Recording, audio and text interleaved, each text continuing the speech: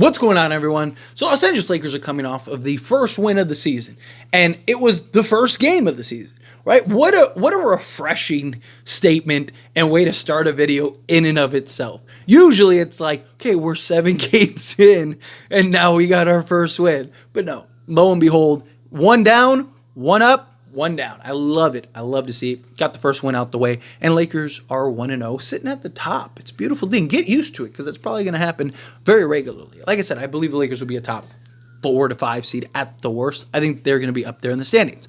However, with this game, right, you saw a lot of great things, but you saw a lot of bad. You saw a lot of inconsistencies, and of course, it leads to questions. You know, I had the post-game stream. A lot of conversation was like trades, right? Like, okay, like, yeah, look at, and I understand, right? You look at JJ Redick, and you look at what he's doing with this team right out the gate, and it's like, man, imagine if we had, you know, a legit 3-and-D wing and, you know, a 3-and-D guard and another center. And it's just like, you start racking your brains. You're like, oh, wow, the Lakers might actually be a contender. Lakers might actually be able to go win a championship with this head coach, LeBron James, Anthony Davis, and like 2 or 3 pieces, right? Like, hold on, let's go make this happen.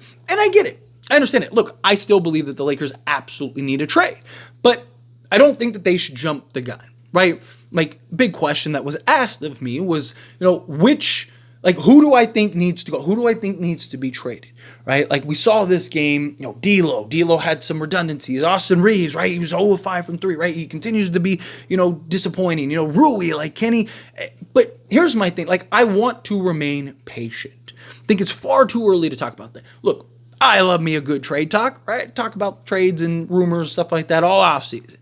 I'm always down for a good trade conversation, right? Kind of just rack our brains and just a good conversation, period.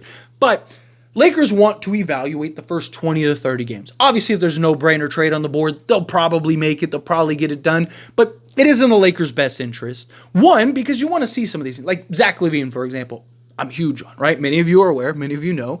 But like without getting into it too heavily, like there's plenty of videos if you want my thoughts on it. But, you know, like you look at Zach LaVine, you want to make sure, one, is he really what we need? And 2, can he stay healthy? Right? You also want to see, like, your guys. Like, can Christian Wood come back and stay healthy? Because if he comes back and he stays healthy, maybe you can kind of get away and digest getting off of a Rui Hachimura more.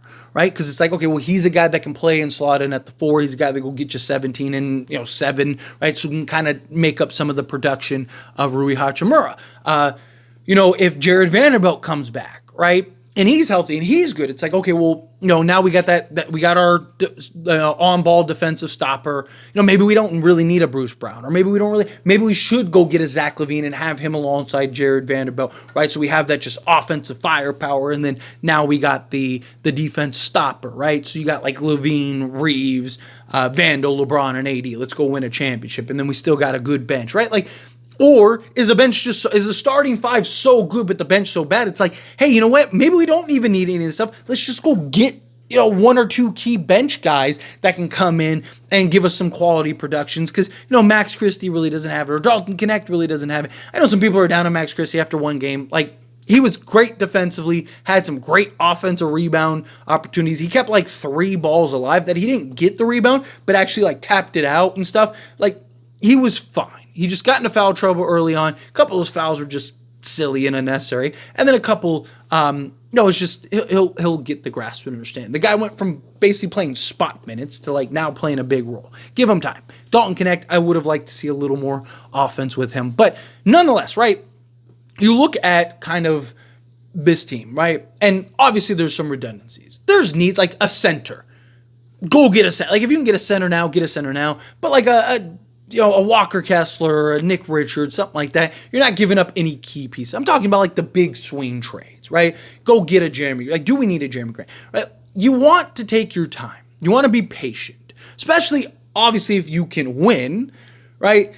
If the Lakers say through 30 games are, you know, say 18-12, right? Like, now there's not as much pressure. Now you can kind of make sure, but also now you're approaching those trades from a place of, no, hey, we would like this rather than we need this.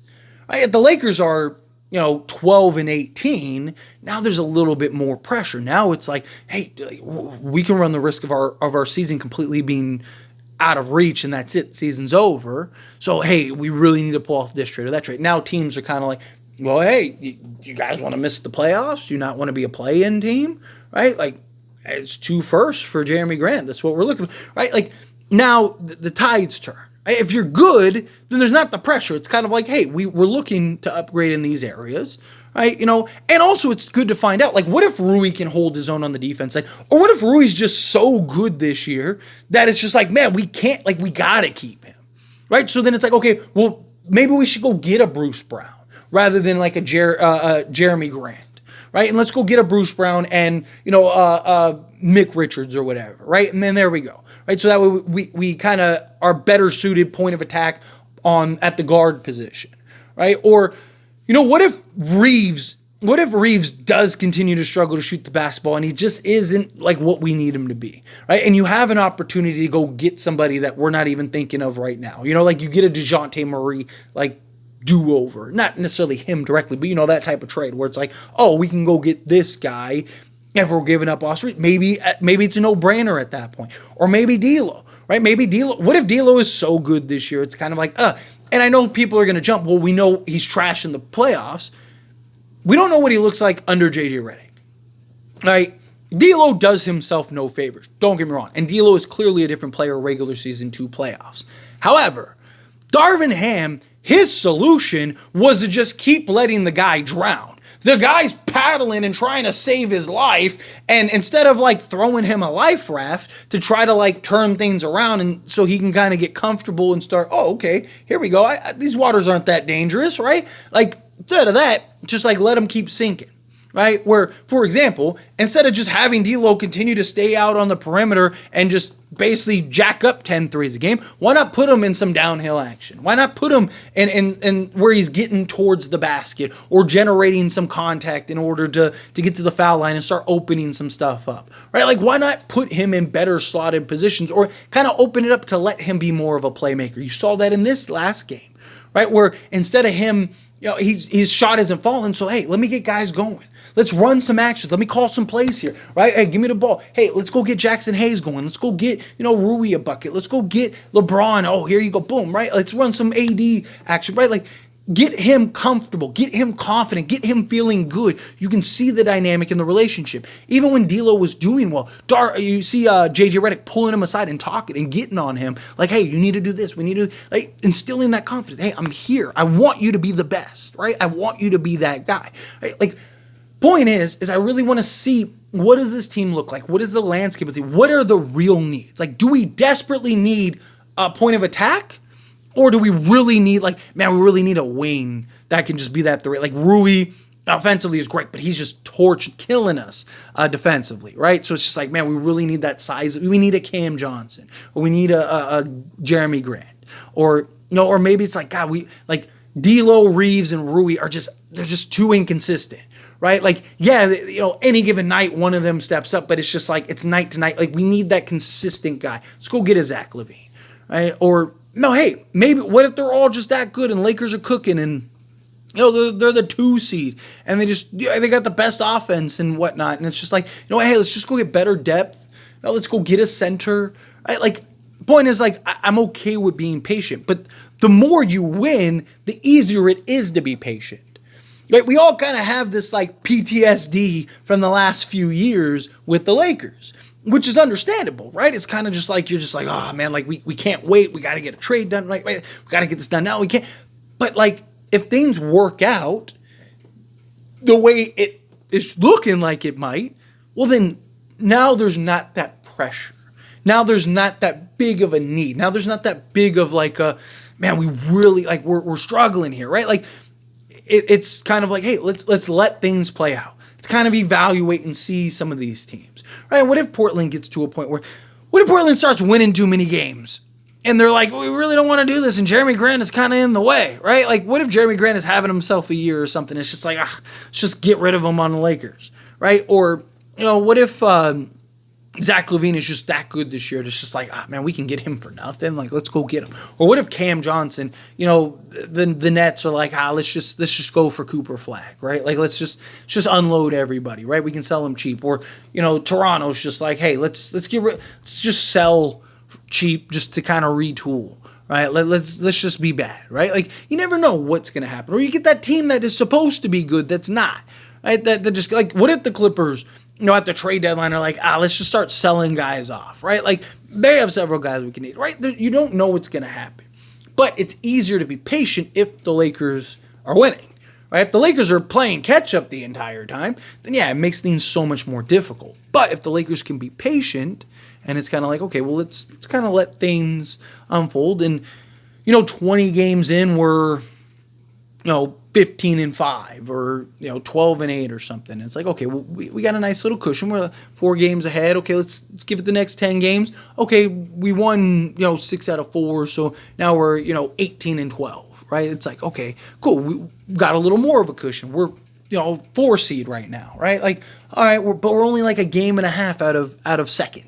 Right, because the West is so tight. So it's kind of like, okay, like we're still in striking range, but we're also we're right in the middle, we're right where we need to be. Right? Let's evaluate. Let's see. Or, what if the Lakers are 15-5 through the first 20 games, and it's like you look up and it's like, man, I think it's more likely the Lakers make a move if they're close. Right? If the Lakers are like in that like 4 range, 1 to 4 range, I can see the Lakers going like, hey, let's make a push. My concern is if they're a play-in team, right? If they're like, say through 30 games, 35 games, the Lakers are like, 15-20, right? And they're like the 9th seed. I could see the Lakers being like, like let's go get a center, let's go get a Valanciunas and see if that makes a difference. Otherwise, let's just wait till next year. Kind of just let things kind of play out. Like, that's kind of where my concern would be. Where I think if the Lakers are really good, I think it's now you have the argument of like, okay, like what can we do without an upgrade to go now win a championship? I could see that. But anyway, as always, this is a discussion and a pass question on you. Let me know your thoughts and opinions down in the comments below. What do you think? How do you feel? What are your thoughts? Do you think the Lakers should remain patient? Stay patient? Do you think after the first game you're kind of like, yeah, like we're in a position now where we can be patient? Do you think, nah, you got to go make that move, you got to go make that trade, you got to go do something? How you feel, whatever your thoughts are, I'd love to hear it. So let me know down in the comments below.